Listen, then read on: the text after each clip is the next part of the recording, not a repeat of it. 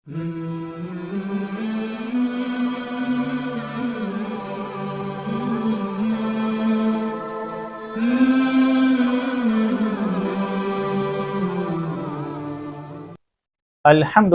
وکفا والصلاة والسلام علی عبادہ الذین اصطفیٰ خصوصاً علی خاتم النبیین محمد الامین وعلی آلہ وصحبہ اجمعین اما بعد فاعوذ باللہ من الشیطان الرجیم بسم اللہ الرحمن الرحیم وَإِن كَذَّبُوكَ فَقُلْ لِي عَمَلِي وَلَكُمْ عَمَلُكُمْ أَنْتُمْ بَرِيئُونَ مِمَّا عَمَلُوا وَأَنَا بَرِيءٌ مِمَّا تَعْمَلُونَ صدق اللہ العظیم۔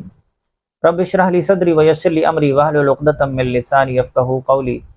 تذکیر القرآن کے سلسلے میں آج کی اس ویڈیو میں ہم سورہ یونس کے رکوع نمبر 5 سے لے کر رکوع نمبر 8 تک کے مضامین کا مختصر خلاصہ جو ہے اس کا مطالعہ کریں گے۔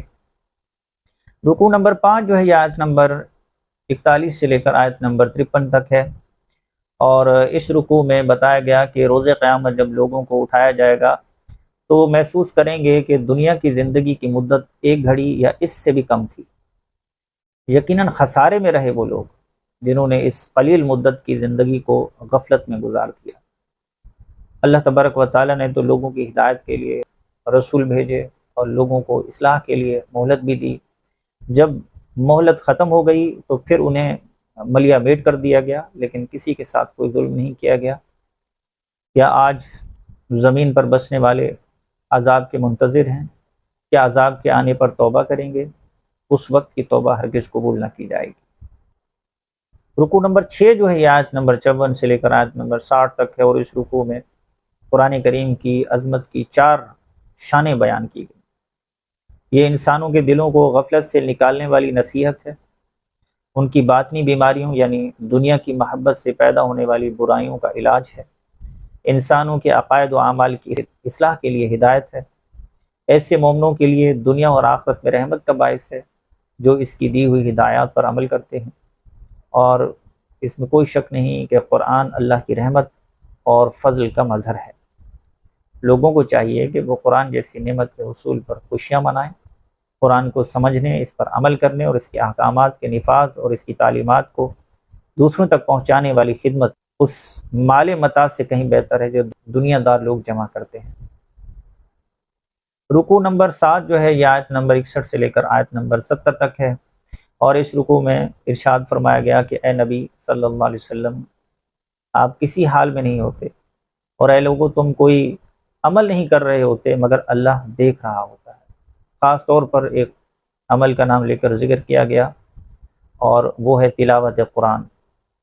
اللہ کو یہ عمل انتہائی پسند ہے کہ اس کا کوئی بندہ دیگر مصروفیات دنیا کو چھوڑ کر اللہ کی کتاب کی تلاوت کر رہا ہو۔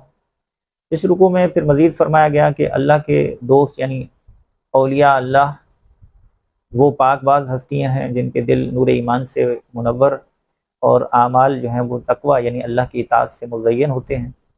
ان کے لیے دنیا و آخرت میں بشارتیں ہیں۔ راضی با رضا رب کی کیفیت ہر وقت ان کے شامل حال ہوتی ہے، نہ انہیں ماضی کے حادثات پر افسوس ہوتا ہے اور نہ وہ مستقبل کے اندیشوں سے پریشان ہوتے ہیں۔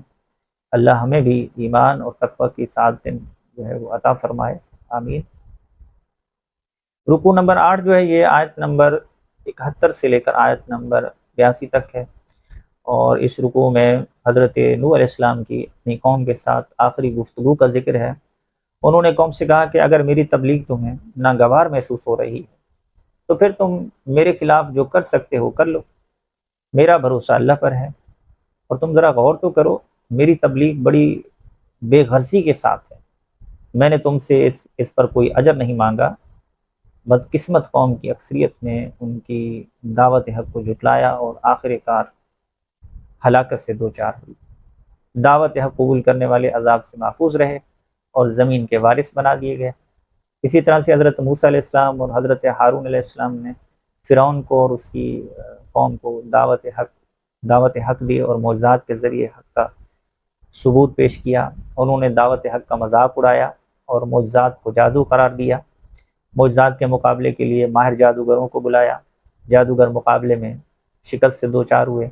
اللہ تبارک و تعالی نے حق کا حق ہونا اور باطل کا باطل ہونا ثابت کر دیا۔ تو یہ تھا خلاصہ سورہ یونس کے رکوع نمبر 5 سے لے کر رکوع نمبر 8 تک کے مضامین کا۔ اگلی ویڈیو میں اس کے باقی 3 رکوعوں کے مضامین کا مطالعہ ہم کریں گے۔ بارک اللہ لی و لکم فی القرآن العظیم ونفعنی و ایاکم بالآیات والذکر الحکیم۔